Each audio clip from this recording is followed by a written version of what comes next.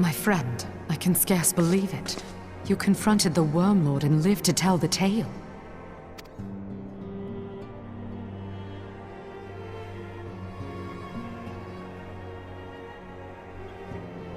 I give thanks to Helone for your preservation.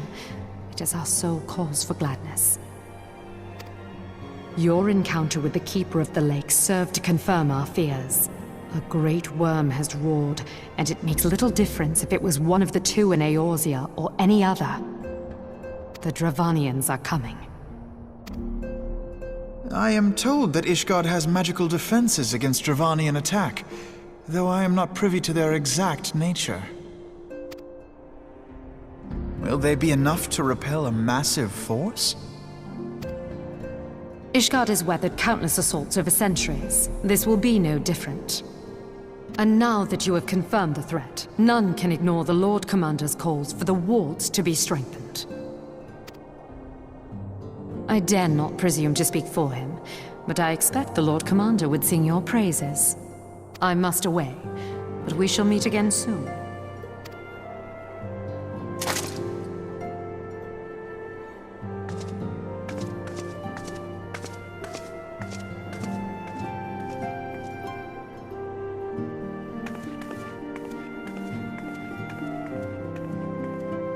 Countless assaults weathered, and this will be no different?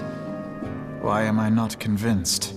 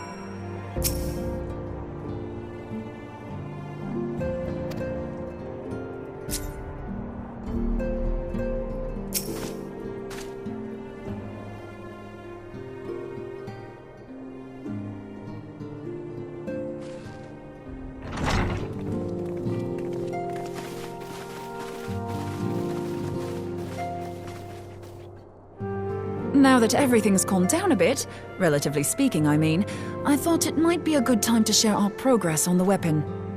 I believe we're on the verge of a breakthrough. Well, don't keep us all in suspense.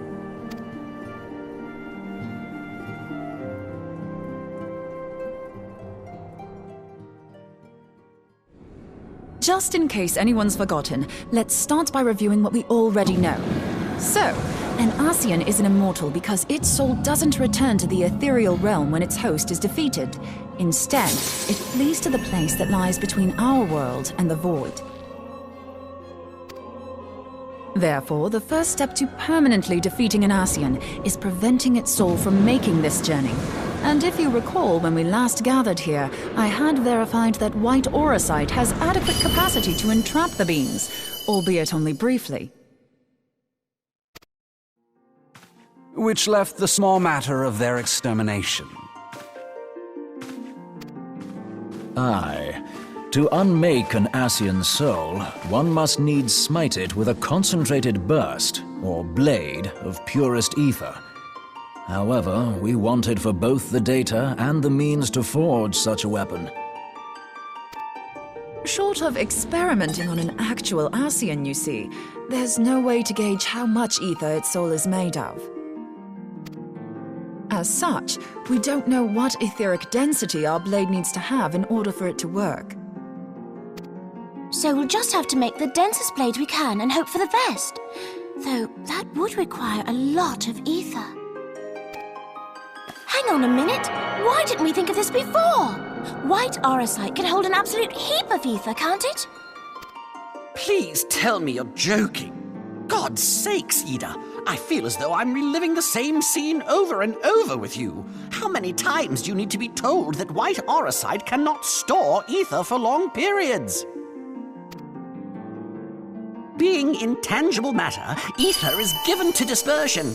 Only in its crystallized form is it a stable source of energy. I will test you later on this, so see to it you do not forget.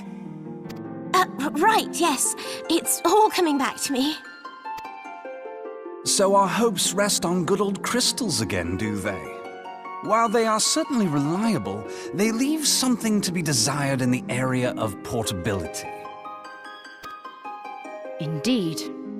I am reminded of the quantity of corrupted crystals required to thwart Leviathan, and the extraordinary lengths to which the Lamentsons went to transport them. What if it should prove that a similar quantity was needed to destroy an Ascian's soul? Or still more? I do not envy the poor sod who has to lug all of that around, on the off chance that an Ascian appears. That's the very problem we set out to solve. And I reckon we've found the answer. If it isn't practical to lug around the ether we need, we'll just have to draw upon another source. And the only viable source is the land. If you mean to tap the Great River of Ether, know that it will entail considerable risk. Meddling with the currents may well induce a surge like to the one which despoiled Mordona. Give me a bit more credit, will you? Why would we need to tap the river when there are veritable reservoirs jutting out all over the land? I speak of corrupted crystals. It might be that their aspect is out of balance, but a crystal's a crystal. It contains ether, and we can help ourselves to it. While corrupted crystals are indeed abundant, there is no guarantee that they will be in close proximity at a crucial moment. But what if we don't need them to be? What if we could tap their power from afar? A malm away, say? If we could do that, we'd have ready access to ether aplenty in almost every corner of Eorzea.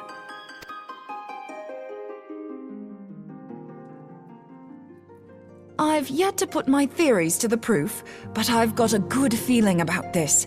If no one has any objections, I'd like to see where this avenue leads. If you think it worth your while, you have my blessing. But tell us, what are your theories? I, for one, am most eager to understand the process, however vaguely.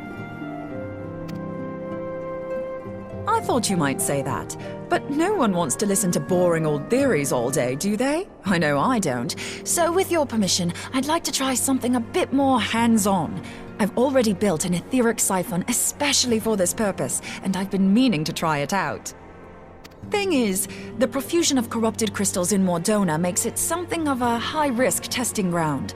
If anything goes awry with the siphon, it would be better if it didn't happen within spitting distance of quite so much ether. Ideally, I need an isolated specimen. Does anyone know where I can find one? May I suggest northern Thanalan? There you will find corrupted crystals of middling size, standing a reasonable distance apart. Ideal for your needs, I should have thought.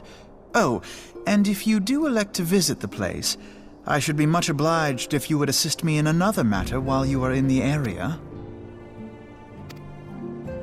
Has something happened? Movement has been observed at Castrum Meridianum.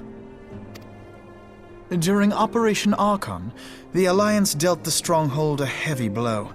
Its facilities were extensively damaged, and its garrison reduced to a fraction of its former strength. Not long after our forces withdrew, however, their ranks were replenished by reinforcements from Castrum's sentry. They now seek to rebuild, and to this end they have their sights set upon the ceruleum processing plant. Having lost the Empire's support, the 14th Legion lacks the resources to sustain itself. To them, this is a bid for survival, and they will doubtless fight like desperate men. Though I have dispatched the Crystal Braves, I fear their strength alone may not suffice to stay the Imperial assault.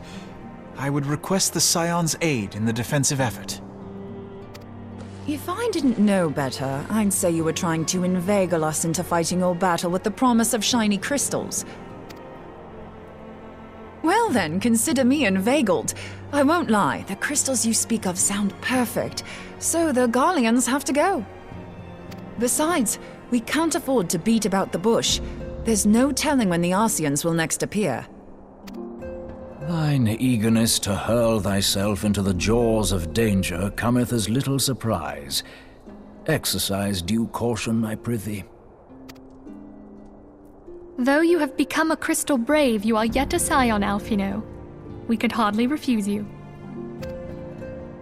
Pray, join the Crystal Braves and lend them your support. Thangrid and Papalymo shall accompany you.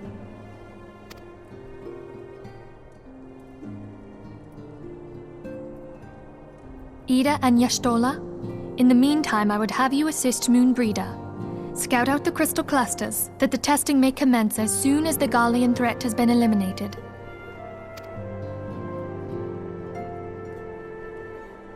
If it please you, I shall continue mine own experiments on white orosite.